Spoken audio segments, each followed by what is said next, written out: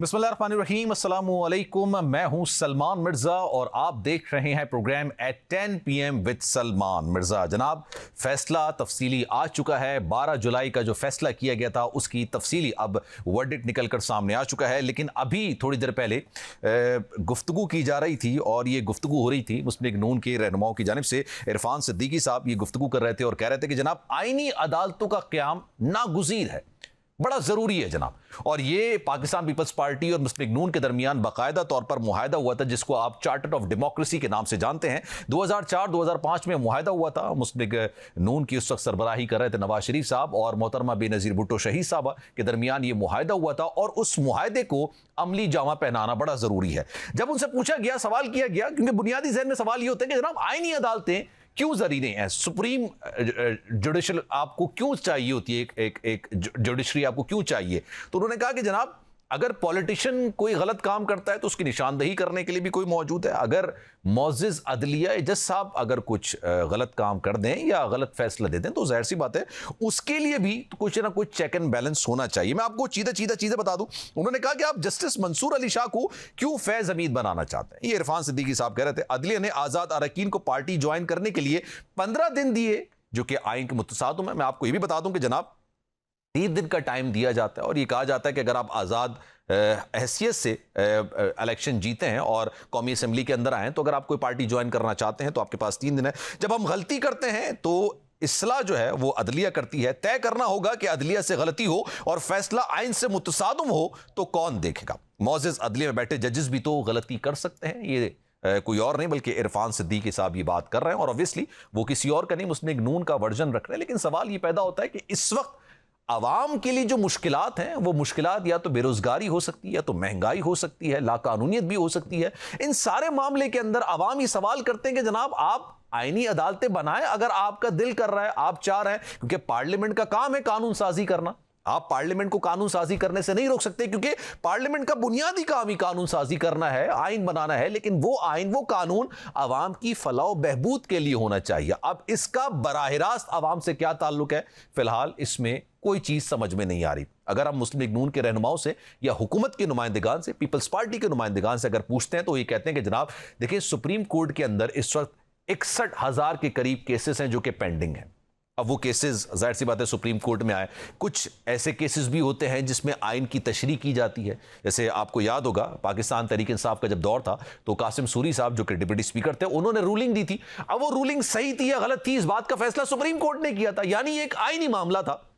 आइन क्या लिखा गया है, किस तरीके से लिखा गया है, कौन सी क्या शिक है, इसकी तशरीह करना सुप्रीम कोर्ट का काम है। तो उन्होंने कहा कि जनाब एक अलग आइन, एक अदलिया बनाई जाए और इस अदलिया का काम सिर्फ आइन की तशरीह करना होगा। तो अब ये जो मामलात हैं, अब इसके अंदर आइन में तरमीम करना ज़रूरी है। 26वीं आइनी तरमीम लेकर आनी है। मौलाना फजल रहमान साहब तो फ़िलहाल उन्होंने वाज़े तौर पर ही कह दिया कि जो ये 26वीं आइनी तरमीम का मुसव्विदा आया हम इसको ना तस्लीम भी नहीं करते हैं और हम इसकी शदीद मुखालिफत भी करते हैं। लेकिन हुकूमती नुमाइंदगान जिसमें मुस्लिम लीग नून और पीपल्स पार्टी शामिल हैं वो ये कह रहे हैं कि कम से कम JUI या मौलाना फजल रहमान साहब इस बात पर मुत्तफिक हैं 100% कि आइनी अदालतों का क़याम अमल में लाना चाहिए। इसी पर जरा डिटेल में आज बात करेंगे। पाकिस्तान की सियासत कहां जा रही है, आने वाले दिनों में क्या हो सकता है, जो ये डिटेल्ड फैसला आया है मखसूस नशिस्तों के हवाले से, क्यों हुकूमत ये मखसूस नशिस्तों के फैसले पर अमल दरामद नहीं करना चाहती है। दानियल अजीज साहब इस वक्त मेरे साथ मौजूद हैं, किसी तारुफ के मोहताज नहीं है, पाकिस्तानी सियासत का बड़ा नाम है। दानियल साहब अस्सलाम वालेकुम सर, क्या हाल है, खैरियत से हैं? जी बहुत मेहरबानी, शुक्रिया जी। दानियल अजीज साहब, पहला सवाल आपसे ये, अभी मैं देख रहा था इरफान सिद्दीकी साहब प्रेस कॉन्फ्रेंस कर रहे थे, उन्होंने कहा कि जनाब पॉलिटिशियन अगर गलती करता है तो चलें उसकी इस्लाह अदलिया कर देती है, लेकिन अदलिया अगर गलती करे तो कोई तो इस्लाह करने वाला होना चाहिए ना। आईनी अदालतों का क़याम आपकी नज़र में कितना ज़रूरी है मौजूदा सूरत हाल में, जब अवाम महंगाई में पिसे हुए हैं, बेरोजगारी में पिसे हुए हैं, बदअमनी की सूरत हाल का सामना है, क्या कहेंगे सर? जी मेरे ख्याल में ये सारी चीजों की अदलिया तो जिम्मेदार नहीं है जिसका आपने नाम लिया। वहां पर जुडिशल कमीशन जो है वो मौजूद है, उसमें कोई दरखास्त दे सकता है। अगर अदलिया की कोई किया या उनके उनको सर्व किया गया तो उसके लिए पूरा रास्ता है। लेकिन जब आपकी सूरत ये हो जाती है कि फुल कोर्ट जो है जिसमें तमाम जजेस मौजूद होते हैं वो एक यूनानिमस ऑलमोस्ट फैसला दे देती है। यानी 3 जजेस ने इख्तलाफ राय किया, ये जो मखसूस नशिस्तों वाली बात है, उसमें से 2 जो थे, एक याहिया अफरीदी ने कहा कि जी आप इलेक्शन कमीशन को भेज दें, यानी उन्होंने चीफ जस्टिस साहब के साथ इत्तेफाक नहीं किया, और दूसरे ने भी इसी तरह कुछ लिखा। सो कहने का मकसद ये है कि जब पर एक ऑलमोस्ट यूनानिमस फैसला आ जाए, तो फिर जब आप जुडिशल कमीशन में जाएंगे, वहां भी तो वही जज बैठे हैं, तो इसका मतलब है कुछ ना कुछ तो उसमें था ना, अगर सारी पूरी की पूरी फुल कोर्ट ने ये फैसला दे दिया। तो सर एक चीज तो ये भी है ना दानियल साहब, मैं ये भी जानना चाह रहा हूं, देखिए नवाज शरीफ साहब के दौर में वो पाकिस्तान पीपल्स पार्टी का दौर था, 2008 के अंदर पाकिस्तान पीपल्स पार्टी ने हुकूमत बनाई थी। उसके बाद जनाब उन्होंने जजेस को बहाल करने से मना कर दिया था। नवाज शरीफ साहब ने काला कोट पहना, उन्होंने लॉन्ग मार्च करने का भी फैसला किया, अदालत वो जा ही रहे थे कि जनाब वो जजेस बहाली वाला मामला भी हो गया। लेकिन उस वक्त के दौर की नवाज शरीफ साहब की तकरीर मौजूद है कि अगर सुप्रीम कोर्ट ने एक फैसला दे दिया है तो आप कैसे उसको नहीं मान सकते। तो आज मुस्लिम लीग नून में किस तरह से तब्दीली आ गई कि वो सिरे से इस फैसले को मानने से इनकार कर रहा है। जी बिल्कुल, आप दुरुस्त फरमा रहे हैं। जो मैंने कम से कम सुना है मुस्लिम लीग नून के जो जिम्मेदार एहलकार हैं इस वक्त की हुकूमत में, उन्होंने तो साफ कह दिया कि जी अगर कोई लॉफुल ऑर्डर है तो वो हम मानेंगे। यानी उन्होंने खुद ही डिक्लेयर कर दिया कि अनलॉफुल है। अगर अनलॉफुल है उसका तरीकेकार है, आप रिव्यू में जाते हैं या आप सुप्रीम जुडिशल काउंसिल में दरखास्त देते हैं, वो तो कुछ इन्होंने किया नहीं। तो ये किस्म का पूरे के पूरे निजाम को जो है ना उल्टाने की बात की जा रही है, जो कि आइन में तय है। तो ऐसे तो नहीं होता ना। तो सर ये कौन डिसाइड करेगा कि ये लॉफुल है या नहीं है? लेट सपोज अगर सुप्रीम कोर्ट दानियल अजीज साहब के खिलाफ कोई फैसला दे देती है, दानियल अजीज साहब कहते हैं कि जनाब ये तो लॉफुल फैसला है ही नहीं, तो फिर आप भी मानने से इनकार कर देंगे? तो उसका तरीका ये है कि आप सुप्रीम जुडिशल काउंसिल में अगर आप समझते हैं कि जज ने मिसकॉन्डक्ट किया है या उन्होंने कानून के मुताबिक नहीं फैसला दिया है, उसका कोई ऐसा ग्लेरिंग मिस्टेक है, तो उसका रिव्यू पिटिशन का तरीकाकार है। लेकिन ये कहना कि आप मनोवन फैसला नहीं मानते, ये तो किसी कानून कायदे में नहीं है ना। ये नून लीग के लिए कितना खतरनाक साबित हो जाएगा सर? माजी में एक रिवायत है, वो सजाद अली शाह साहब की अदालत चल रही थी, आज तक उनके मुखालिफिन कहते हैं कि आपने अदलिया पर हमला किया, अब आप अदलिया के फैसले को मानने से इनकार करते हैं। Do you really think sir ये मुस्लिम लीग नून के फेवर में जाएगा? प्रॉब्लम ये है जी कि क्यों मतलब इस हद तक जा रही है, और बहुत उस पर सोच प्रचार किया है मैंने। उसमें देखें नून लीग अच्छी तरह वाकिफ है इन सारे खेलों से, ये कोई नई जमात है नहीं। और चार्टर ऑफ डेमोक्रेसी में जब इन्होंने मिलकर पीपल्स पार्टी के साथ ये बात तय कर ली कि हम ये बारी लगाने वाली सियासत खत्म करना चाहते हैं और आगे चलना चाहते हैं, और एक पुख्ता अदारे बनाने का जो अज़म था और गैर मुलव्वस अदारे बनाने का जो अज़म था, वो चार्टर ऑफ डेमोक्रेसी में इन्होंने मुख्तलिफ सफ़ात पे वो तय कर लिया। उसमें जुडिशल भी हिस्सा बहुत बड़ा था, यकीनन उसमें कॉन्स्टिट्यूशनल कोर्ट भी थी, लेकिन कॉन्स्टिट्यूशनल कोर्ट इसलिए नहीं थी कि जो एक इंसाफ की तरफ पूरी कोर्ट जा रही है उसको रोकने का तरीकाकार ये इस्तेमाल हो। कॉन्स्टिट्यूशनल कोर्ट इसलिए थी कि ये माजी में जो जुडिशरी इस्तेमाल होती रही है जमहूरी अदवार को उल्टाने के लिए या खत्म करने के लिए या ठेस पहुंचाने के लिए, वो ना हो सके। अब वो ये पूरे का पूरा जो वो सारा फलसफा है, नाम तो वही लिया जा रहा है, लेकिन पूरा का पूरा फलसफा ये गंगा उल्टी बह रही। तो इसमें अब हम कैसे, हमको सादा तो है नहीं कि कुछ समझ नहीं आ रही हमें क्या होता है। तो ये मैं समझता हूँ कि एक ताज़ा हवा का झोंका था कि हमारी अदलिया जो है आखिरकार सब कुछ करके, साकिब नसार का दौर देख के, बंदयाल का दौर देख के, ये सारों का दो इन्होंने इस्तीफे दे दिए, जो एक जज साहब है, और सारा कुछ हमने देख लिया। अब आके ये था कि चलें शायद कोई इस जुडिशरी से, और बड़े अच्छे इकदाम ही लिए उन्होंने, जैसे प्रैक्टिस एंड प्रोसीजर एक्ट था, उसकी कमेटी बना दी कि जी ये 184 की जो जुरिस्डिक्शन है ये ऐसे इख्तियार के तौर पे इस्तेमाल ना हो, और बेंच बनाने का तरीकाकार हो, और फिर उन्हीं फैसलों सारों जो अच्छी एक रवायात कायम हो रही थी, उन्हीं सारों को देना शुरू कर दिया जब वो पसंद नहीं आ रहा कि किस तरफ जा रही है बात। तो ऐसे तो नहीं होता। सर एक बड़ी दिलचस्प बात ये प्रैक्टिस एंड प्रोसीजर बिल ये बात कहता है कि जनाब 3 सीनियर जज जो होंगे अदलिया के, वो इस बात का फैसला करेंगे कि किस फैसले पर, किस चीज पर आपने असखुद नोटिस लेना है। वरना हमने तो माजी में देखा ना, असखुद नोटिस बहुत ज्यादा हुआ करते, तो उन्होंने कहा जनाब चले असखुद नोटिस किस वाक़े पर लेना है, किस इशू पर लेना है, ये 3 जजेस डिसाइड करेंगे। यानी फर्दे वाहिद के मामले को थोड़ा सा कम किया गया। लेकिन अब आपको नहीं लगता कि सर ये जो आईनी अदालतें क्या लेकर आएंगी, इनके लिए जज चीफ जस्टिस किसको लगाना है ये भी वजीर आजम साहब डिसाइड करेंगे, तो ये तो फर्दे वाहिद को आप मजीद मजबूत कर देंगे। जी, ये जब आप जो मैटर कोर्ट सीज्ड विथ होती है, यानी उसके सामने आ जाती है और वो फैसला साजी के अमल में वो जारी और सारी है, तो उस वक्त तो उससे वो हटा देना किसी न किसी कंट्रैप्शन के जरिए, किसी न किसी हीले बहाने से या किसी न किसी तरीके कार से, ये सबसे बड़ा जुडिशियल जो है ना ऑब्स्ट्रक्शन है ऑफ जस्टिस। और उसमें चूंकि वो उस अदालत के खिलाफ तो आप कुछ बता नहीं रहे हैं, और जो तरीकेकार हैं उस अदालत के खिलाफ जाने का, उनको तो आप इस्तेमाल कर नहीं रहे हैं। तो इसका मतलब ये है कि आप दर हकीकत जो इंसाफ का निज़ाम है उसको आप रुकावट डाल रहे हैं, ताकि वो आपका जो पसंदीदा फैसला है वो अगर सामने नहीं आ रहा तो फिर आप कहते हैं पूरे का पूरा। तो सर फिर तो ये रिवायत बन जाएगी ना, ये तो जंगल का कानून हो जाएगा सर। कल को अगर दानियाल अजीज साहब वजीर आजम बन जाते हैं, वो कहते हैं कि जनाब मुझे ये फैसला समझ में नहीं आ रहा, मैं तो उसको मेनून तस्लीम नहीं करता, मैं मानता ही नहीं हूं, तो सर फिर एक जो आम इंसान होगा उसके खिलाफ फैसला आएगा, तो फिर किस तरीके से उनके खिलाफ आप कहेंगे कि नहीं जनाब इस फैसले को माने, तो फिर जंगल का कानून नहीं हो जाएगा सर।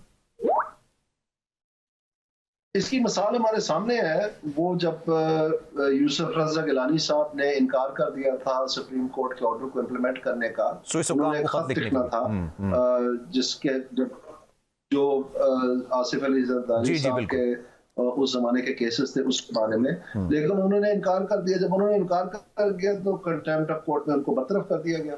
तो उसका नतीजा तो प्रेसिडेंट तो मौजूद है कि फिर क्या होता है। अब सवाल ये पैदा होता है कि क्या ये मौजूदा हुकूमत जो है ये तो पहले दिन से कहती रही है, बट सर उसमें थोड़ा सा डिफरेंट था ना दानियाल अजीज साहब। जी सर हुक्म करें पहले आप कर लें। तो उनकी तो ये बेहतरीन होगा, वो तो वैसे ही मारे फिरते हैं कि हम किसी तरह सियासी शहीद बन जाए, क्योंकि इकोनॉमी तो इनसे चल नहीं रही, बिजली चोरी तो ये रोक नहीं सके, आईपीपी साथ नेगोशिएट तो कर नहीं सके, एफबीआई को तो सीधा कर नहीं सके, वो किधर की ताजर दोस्त ऐप जो बड़े धूमधाम से हमें बताया जा रहा था वो सारा कुछ पी गए। अब बात ही नहीं होती, 2-3 महीने की चेतियां लगा के तो ये पावर सेक्टर चला रहे हैं अपना गुजारा करने के लिए, वो भी IMF ने उसके खिलाफ फैसला दे दिया। सो कहने का मकसद ये है कि ये वो तो पूरे तैयार है कि किसी तरह ऐसा फैसला है तो वो कह दें कि जी आप you know longer the prime minister, तो वो कहेंगे जी देखें हमारे साथ तो ज्यादती हुई है। तो लेकिन कहने का मकसद ये, इससे मामला हल तो नहीं होना। असल बात तो ये है कि ये सारा कुछ जो बैलेंस ऑफ वोट्स है पार्लियामेंट में, चाहे वो ट्रिब्यूनल्स के जरिए अगर कोई फैसला वो किसी सिटिंग मेंबर के खिलाफ आ जाए, कोई रिकाउंटिंग में या किसी में, या फिर वो जो रिजर्व सीट्स हैं उनकी तकसीम में कोई तब्दीली आ जाए, तो वो जो अभी 2/3 अक्सरियत नहीं हो पा रही है, और ये जस्टिस फायज ईसा साहब खुद इसमें शामिल थे जब उन्होंने ये फैसला किया कि रिजर्व सीट्स के जो इस वक्त नामजद लोग हैं जो नोटिफाई किए हुए हैं इलेक्शन कमीशन ने, वो वोट नहीं दे सकते जब तक ये फैसला नहीं आता। जब फैसला आ गया तो अब आप देख रहे हैं कि सारे का सारा गंगा उल्टी बह रही है कि सारे को किसी तरह रिवर्स किया जाए। तो सर वैसे मैं अभी आपने जिक्र किया यूसुफ रज़ा गिलानी साहब का, ये सदर जरदारी साहब के खिलाफ जो है ना उस स्विस केसेस चल रहे थे, उस पर ख़त लिखने की बात की जा रही थी। इफ्तिखार मोहम्मद चौधरी साहब ने एक नहीं कई बार कहा कि जनाब आप ख़त लिखिए, लेकिन वो बराह रास्त वजीर आजम को मुखातिब करते थे। यूसुफ रज़ा गिलानी साहब अदालत के अंदर पेश भी होते थे। अभी तो सारा मामला इलेक्शन कमीशन का है ना सर, आपको लगता है इस सारे मामले में वजीर आजम, कैबिनेट या हुकूमत को बाकायदा नोटिस जारी हो सकते हैं कंटेम्प्ट ऑफ कोर्ट के? जी मैं समझता हूँ कम से कम इलेक्शन कमीशन को तो देखे ना, अब वो जो वजाहती बयान उन्होंने मांगा था कि जी वजाहत करते हैं, वो भी आ गया है, कंसल्टेशन का रिजल्ट भी मिल गया उनको। अब वो जानबूझ के रोज की मीटिंग्स कर रहे हैं और अब कह रहे हैं कि जी 2 अक्टूबर के बाद हम इस चीज का फैसला करेंगे, क्योंकि उनको पता है कि 2 अक्टूबर से पहले वजीर आजम साहब आ जाएंगे वापस, और इन्होंने कहा हुआ है, बयान दिया हुआ है कि 2 अक्टूबर से पहले ये दोबारा कोशिश करेंगे जब वजीर आजम आएंगे कि आईनी तरमीम। तो इलेक्शन कमीशन हीले बहाने इस्तेमाल कर रही है, और जाहिर बात है सुप्रीम कोर्ट ये सारा कुछ देख रही होगी कि ये किस तरह से मतलब टाइम जो है वो स्पिन किया जा रहा है ताकि एक अटेम्प्ट और मिल जाए। तो मैं समझता हूँ कि इसमें जो ये रिसेंट नोटिफिकेशन किया है इलेक्शन कमीशन ने, ये थोड़ी सी हैरानगी हुई है। उसकी वजह ये है कि जो आधे जो थे पीटीआई के कैंडिडेट्स वो तो इलेक्शन कमीशन ने नोटिफाई कर दिए हैं, तो वो कम से कम उन आधों के तो रिजर्व सीट्स को मिलने चाहिए, लेकिन इन्होंने तो बिल्कुल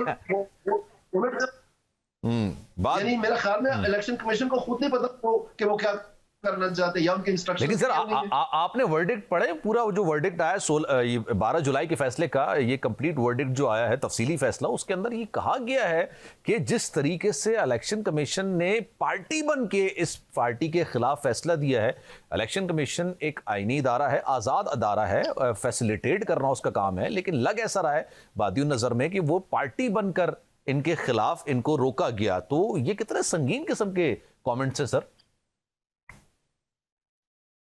जी बिल्कुल, और वो इसमें तो कोई शक नहीं है कि देखें, इलेक्शन कमीशन ने अभी ये साबित कर दिया ना कि इलेक्शन कमीशन ने सुप्रीम कोर्ट का ऑर्डर इंप्लीमेंट करते हुए तो आदरों को तो नोटिफाई कर दिया कि ये जी आप पीटीआई के हैं, और अभी जो उन्होंने नोटिफाई किया है, क्योंकि वो रिजर्व सीट्स की तकसीम का मसला है, तो अभी उन्होंने उनको एसआईसी वो नोटिफाई कर दी है। तो ये कैसा, किस किस्म का ये तमाशा लगा हुआ है?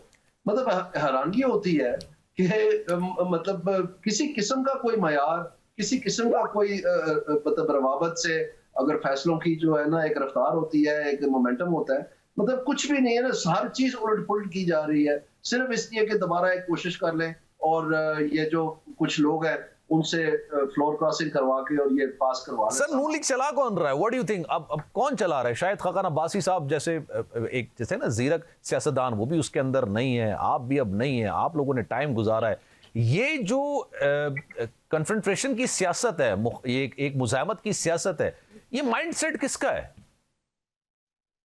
ये कॉन्फ्रंटेशन की सियासत नहीं है जी, मैं इसके बारे में थोड़ी तफसील बताता हूँ। मैंने जब चार्टर ऑफ डेमोक्रेसी का जिक्र किया तो पीएमएलएन अच्छी तरह वाकिफ है, इनके साथ जो साकिब निसार साहब ने किया, जो ये सारा इनका बयानिया था, मुझे क्यों निकाला और वोट को इज्जत दो, ये इसको मत भूलिएगा।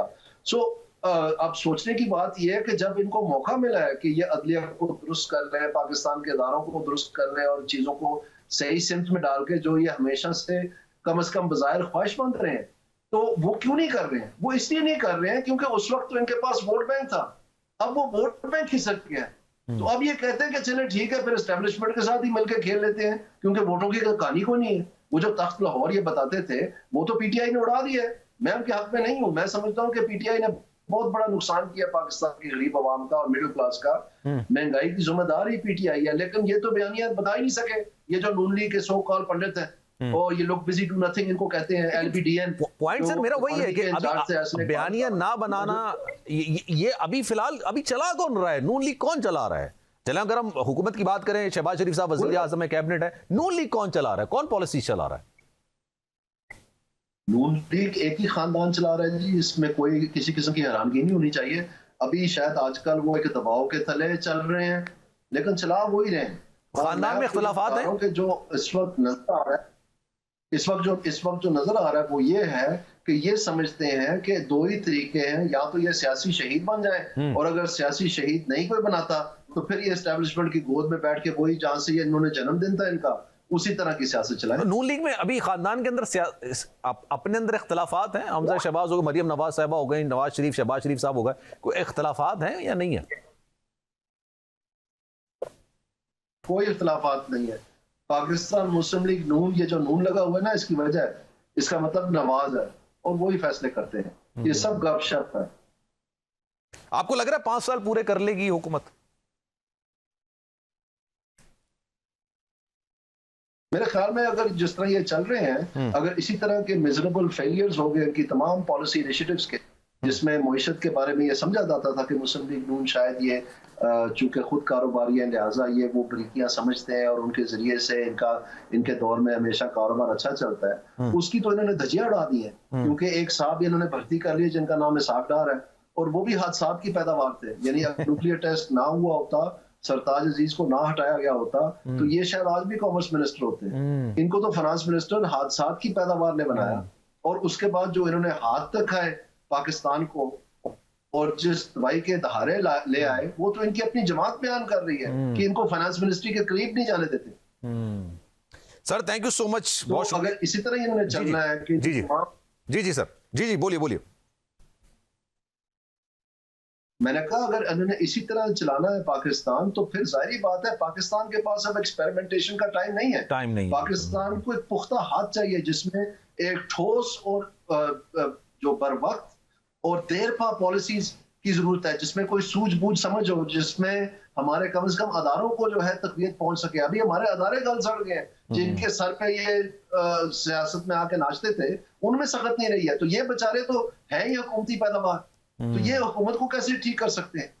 वो तो बड़े कम लोग हैं, मैं उनमें से एक हूं जिसने पाकिस्तान को रिफॉर्म किया है, लेकिन मैं जानता हूं कि पाकिस्तान की सियासत में ऐसे लोग बहुत कम है। कम से कम नून लीग में तो कोई भी नहीं है।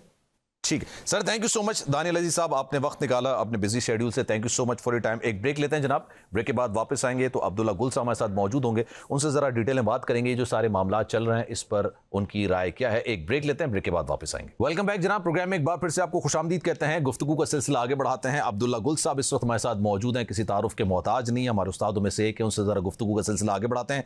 अब्दुल्ला गुल साहब अस्सलाम वालेकुम सर, खैरियत से हैं, ठीक ठाक हैं, मिजाज बखैर? वालेकुम अस्सलाम, बहुत बहुत शुक्रिया, मेहरबानी। सर ये इरफान सिद्दीकी साहब ने आज प्रेस कॉन्फ्रेंस की है, मैं कुछ आपको निकात बता देता हूं, मैं फिर आपकी राय लूंगा। उन्होंने कहा जरा पॉलिटिशियंस अगर गलती करते हैं तो अदलिया जो है वो उसकी इस्लाह कर देती है, लेकिन ज़रूरी तो नहीं है ना कि अदलिया भी फैसले सही करे।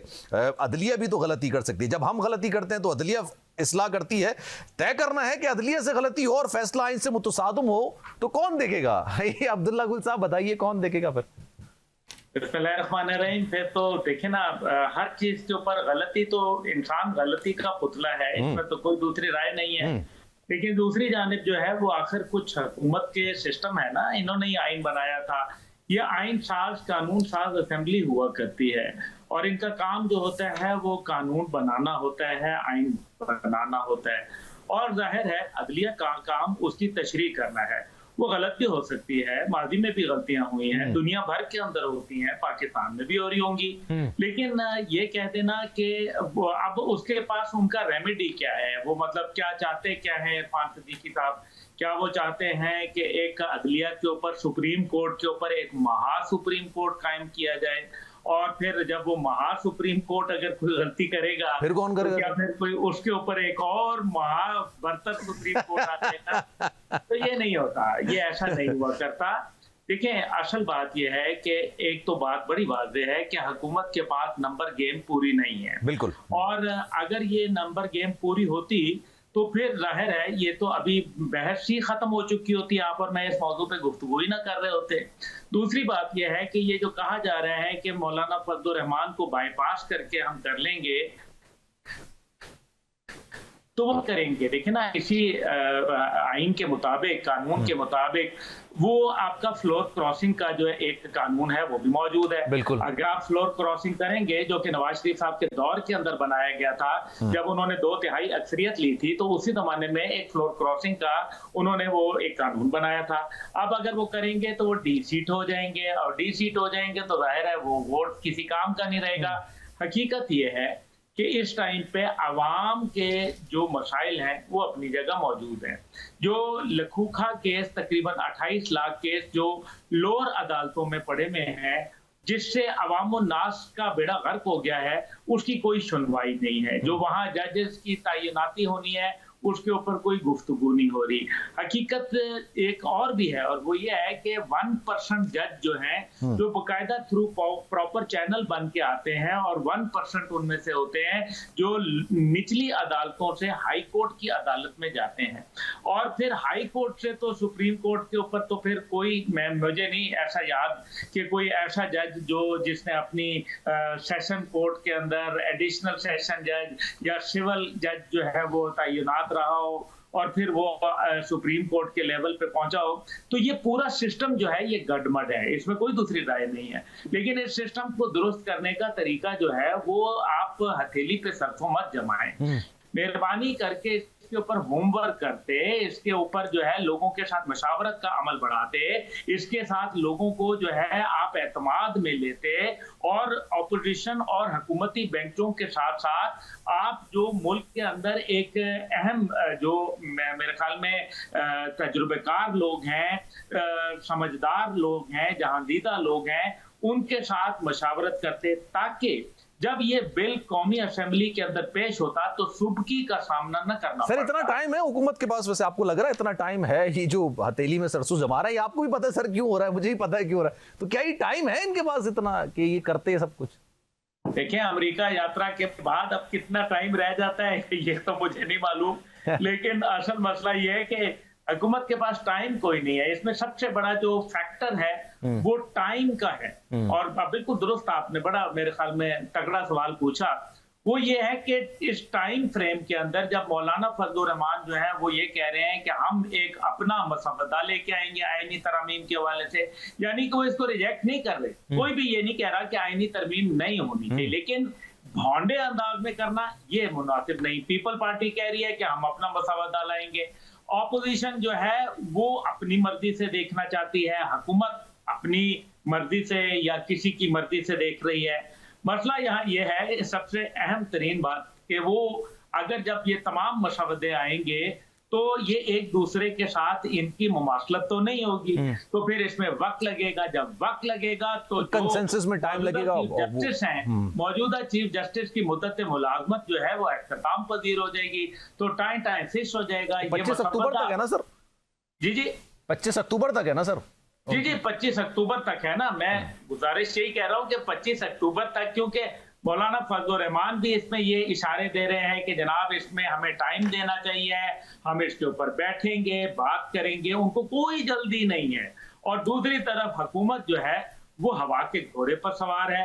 वो चाहती है कि ये आज रात को अगर होना चाहे तो वो दूसरा लम्हा नहीं लगाएंगे कि वो आज रात को ही कर देंगे, लेकिन उनके पास ये नंबर गेम पूरी नहीं है। अच्छा, इससे दो अब मुख्तलिफ राय कायम होगी।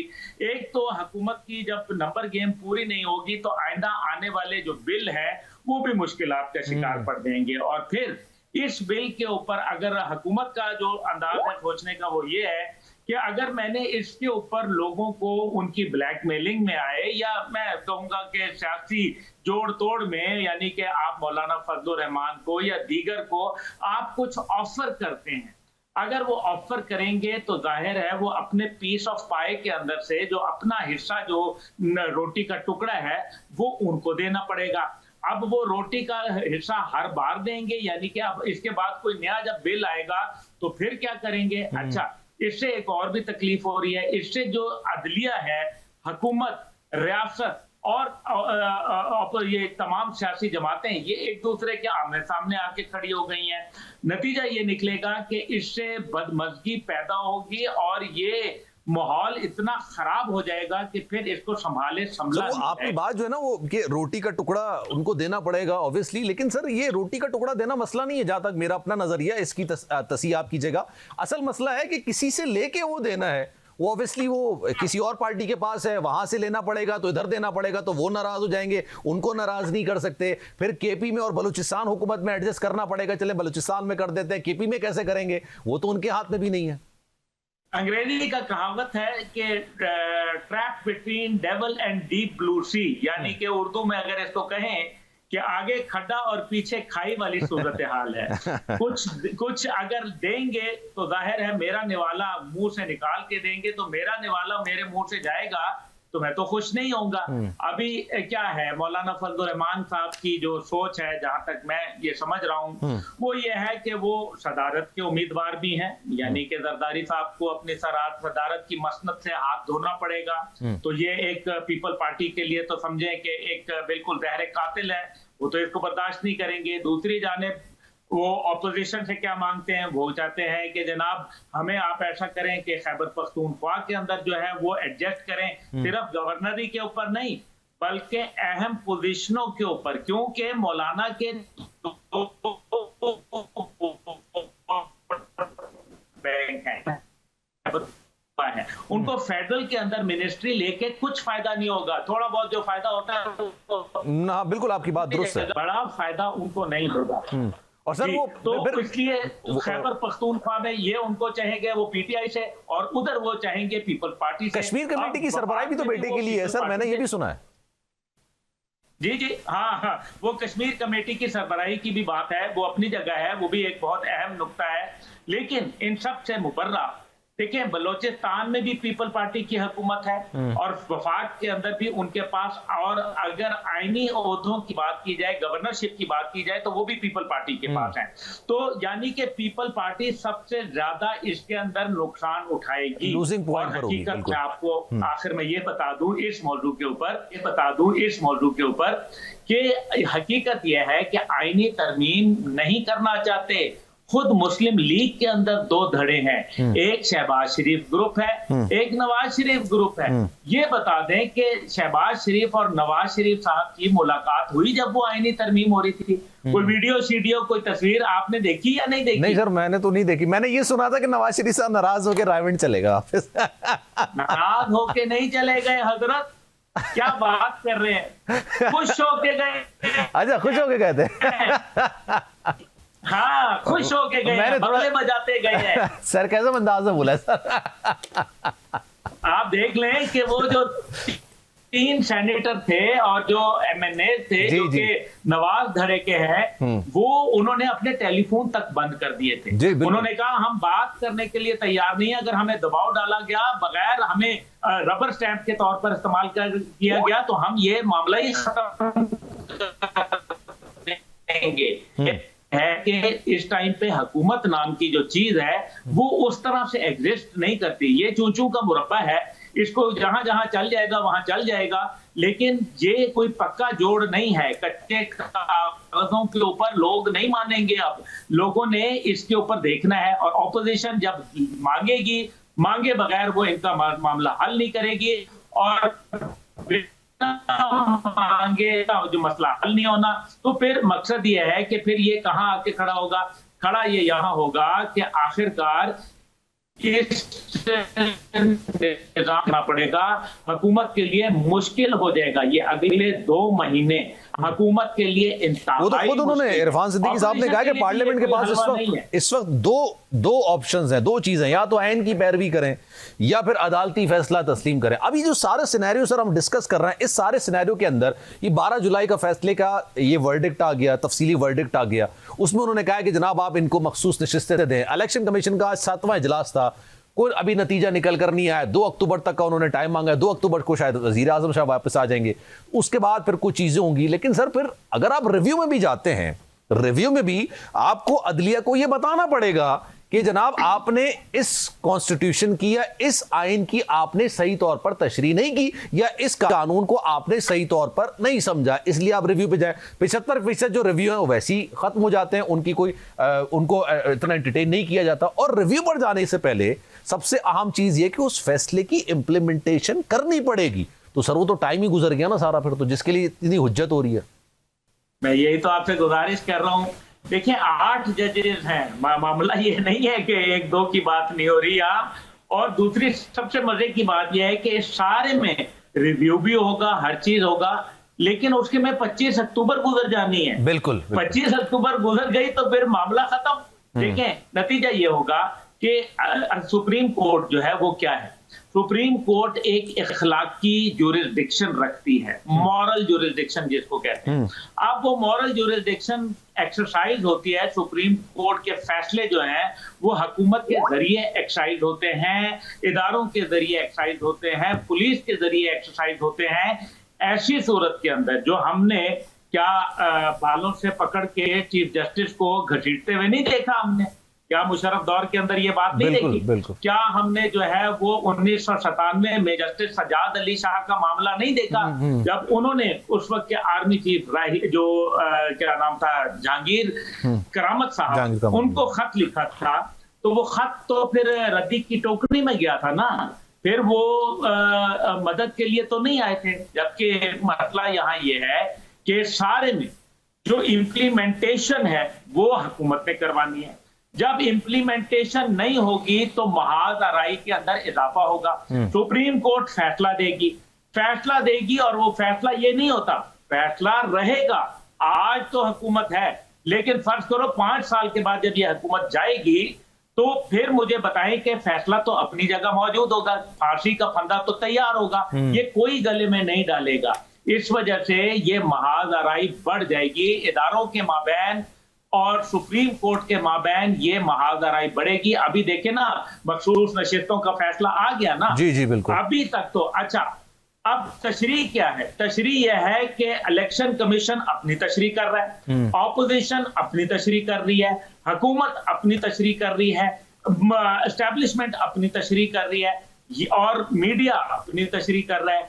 तो इस तशरीह के अंदर जो फैसला है चाहे जो मर्जी मैं कर लूं, आप कर लें, आदम नजीर तारड़ साहब कर लें, वजीर आजम साहब कर लें, कोई और कर ले, फैसला वही है जो सुप्रीम कोर्ट ने दे दिया और उस पर इंप्लीमेंट करना है आपने लाजमी। जब तक के सुप्रीम कोर्ट का फैसला रिवर्स नहीं होता तब तक आप वहीं के वहीं, जिसको कहते हैं ना बैक टू उसके लिए भी ना सर, उसके लिए भी सर अब्दुल्ला साहब देखें, आप ये कि एक तो पहले आप रिव्यू पर जाएंगे, जो हुकूमत का, मैं कुछ कानूनदान से मालूम कर रहा था कि क्या ऑप्शंस, पॉसिबल ऑप्शंस हो सकते हैं हुकूमत के बाद, उन्होंने कहा जब रिव्यू में भी जाते हैं तो रिव्यू में भी आपने एक दरख्वास्त देनी पड़ेगी कि आप इस फैसले पर फिलहाल एक आप टेंटेटिव ऑर्डर आप दे दें कि आप फिलहाल इस पर अमल दरामद ना हो जब तक रिव्यू का फैसला नहीं आता। लेकिन सबसे बड़ा मसला यह कि रिव्यू पर जाने से पहले भी आपको इंप्लीमेंटेशन तो करनी है ना सर, अभी तो इंप्लीमेंटेशन ही नहीं हो रही, मतलब ये शुरुआत ही नहीं हो रही सर। ये बड़ा इंटरेस्टिंग है। देखिए, इसके अंदर एक बड़ा अहम नुक्ता है, वो ये है कि जब आप रिव्यू पिटीशन दायर करेंगे तो आप कहेंगे कि फिलहाल इस पर अमल दरामद ना किया जाए, जी, यानी कि आप मान चुके हैं कि ये फैसला तो हो गया, ठीक है। अब जब फैसला हो गया अमल दरामद ना कराएं, लेट कराएं ना कराएं, वो अगर फर्ज करें आगे से ये कहते हैं नहीं हम नहीं अमल इसके ऊपर टाइम देते आपको, फिर क्या करेंगे आप? अभी तो रिव्यू की डेट भी नहीं है ना सर, बड़ी दिलचस्प बात है, रिव्यू पे तो चलेगा, नून लीग भी है, पीपल्स पार्टी भी है, इलेक्शन कमीशन भी रिव्यू पर है, लेकिन कोई डेट ही नहीं है, लगा ही नहीं अभी तो कुछ। तो वो फिर ऐसे ही है ना, जब आप अदलिया के साथ करेंगे तो याद रखें अदलिया अपनी कॉन्स्टिट्यूएंसी में खेलेगी, और वो अदलिया की कॉन्स्टिट्यूएंसी क्या है? वो काले कोट वाले हैं, वो वकला हैं, वो बार और बेंच का मामला है, और ये हमने माजी में इकट्ठे होते देखे हैं। देखें, जनरल फैज हमीद साहब के दौर के अंदर तमाम चीजों को जो है वो उन्होंने कंट्रोल कर लिया था, लेकिन तहरीक इंसाफ लॉयर फोरम के अंदर कामयाबी हासिल नहीं हुई थी। इसका मतलब यह है कि अदलिया का एक अपना मैकेनिज्म है, जुडिशरी का और बार और बेंच का एक अपना मैकेनिज्म है, और वो कोई डिक्टेशन जो है वो उनके ऊपर जो है वो उसको सुपरसीड नहीं कर सकते आप, ये हाँ, उसको सुपरसीड नहीं किया जा सकता। सर आपकी नजर में मेरा आखिरी सवाल, what are the possible options for Noon League, या मैं ये कह लूंगा फॉर गवर्नमेंट? देखिए, फिलहाल तो इनको फैसला मानना पड़ेगा, फैसला मानेंगे तो न जाए मानदम न पाए रफ्तम। इसलिए मैं ये समझता हूं कि फिर मावराए कोई अदालत, मावराए आइन कोई काम हो तो फिर इनको रिलीफ मिल सकता है, वरना लगता नहीं। सर अगर फैसला मान लिया तो फिर आईनी तरमीम पे तो नहीं हो सकती ना वोटिंग, फिर मैजिक नंबर ही नहीं है आपके पास, तो फिर तो आपको मौलाना साहब को मिलाने के बाद भी मैजिक नंबर नहीं है। आईनी तरमीम तो वैसे भी जो है देखे ना, मौलाना साहब को मिला लेंगे तब भी, अभी जब अगर ये मखसूस नशिस्तें आ जाती हैं फिर तो उसकी कोई हैसियत नहीं है, और ये बात मौलाना फजलुर रहमान को बहुत पता है। और मेरे ख्याल में अगर कोई रीरक सियासतदान इस टाइम पे है तो वो मौलाना फजलुर रहमान है, और उन्होंने दिखा दिया अपनी वर्थ। अभी पिछले दिनों में हमने देखा कि कैसे जो है वो तमाम तवाफ वहीं चल रहा था, तमाम सियासतदान क्या हुकूमत क्या ऑपोजिशन वो उनके घर के बांदी बने हुए थे। लेकिन मैं ये समझता हूं कि मौलाना को ये बात का इदराक है बखूबी कि अगर उनका वोट भी जो है वो कुछ भी हासिल नहीं होगा अगर मखसूस नशिस्तों का फैसला जो है वो कायम रहता है, और जो कि नजर यही आ रहा है कि वो कायम रहेगा। फिलहाल तो मेरा ख्याल है कि हुकूमत के लिए बहुत मुश्किल चैलेंजेस हैं, और आने वाले वक्तों में क्योंकि ये सिस्टम कोलैप्स कर गया है, जो इसके ऊपर ये कश्ती में सुराख हो गया है, अभी इसके अंदर से डोल निकाले जा रहे हैं पानी के, लेकिन मकसद इस कश्ती ने डूबना है। और यही फिच की रिपोर्ट ने 18 महीने का अगर टाइम दिया था तो उसके अंदर बहुत सारे जो उसके पस मंजरनामे थे वो शामिल थे, और ये उनमें से एक है। Thank you sir, thank you so much. Abdullah गुल साहब हमारे साथ मौजूद थे, बहुत शुक्रिया सर आपके वक्त का। मुश्किल बड़ा वक्त है मुस्लिम लीग नून के लिए, हुकूमत के लिए। लेट्स सी कि इस तरह से कैसे निकलते हैं, क्योंकि अगर आपने फैसले पर इंप्लीमेंटेशन कराया तो फिर आईनी तरमीम नहीं हो पाएगी, आईनी तरमीम नहीं हो पाएगी तो फिर जो इतनी हुज्जत की जा रही है हुकूमत की जानिब से उसका कोई हासिल उसूल निकलेगा नहीं। सलमान मिर्जा को दीजिए इजाजत जनाब, जिंदगी रही, सेहत रही, आपकी दुआएं रही तो इंशाअल्लाह आपसे कल इसी वक्त फिर मुलाकात होगी। मीनवाइल अपना बहुत ख्याल रखिएगा, अल्लाह हाफ़िज़।